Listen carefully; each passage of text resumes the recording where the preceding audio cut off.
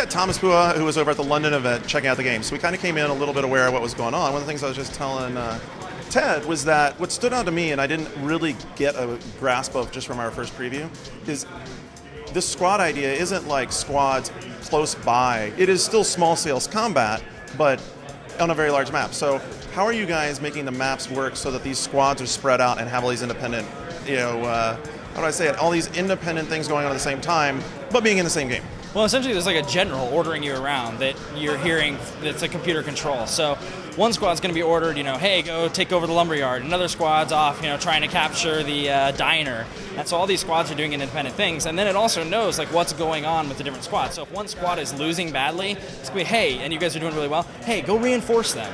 So the game really keeps track of what the different squads are doing and is really intelligent about where to send you. If your guys get all spread out, it's going to tell you to go back and regroup, and once you regroup, then send you on an attack mission or send you on a defense mission.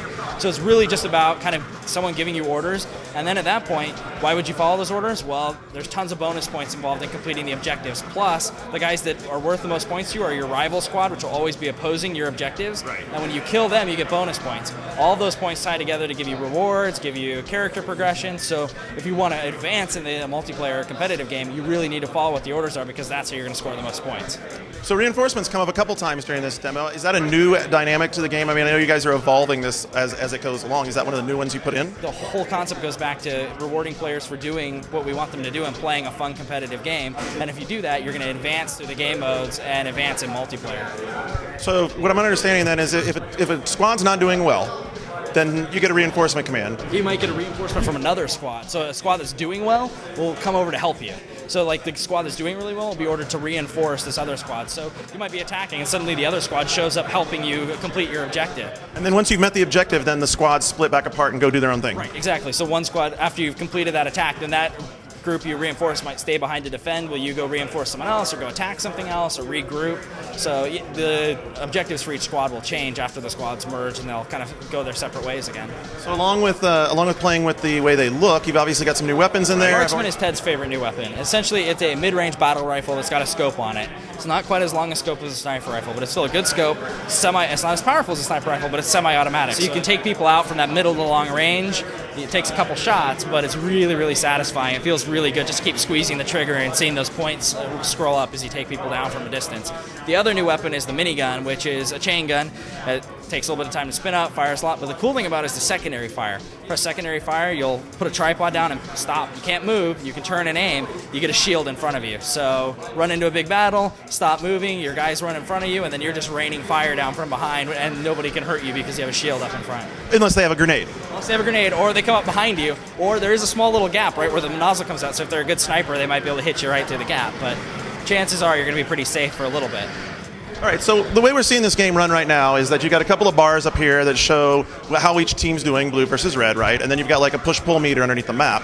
Is that how else do you see these 60-man maps going? Because it's something where you could really have a big win moment if your teams are all able to work together, right?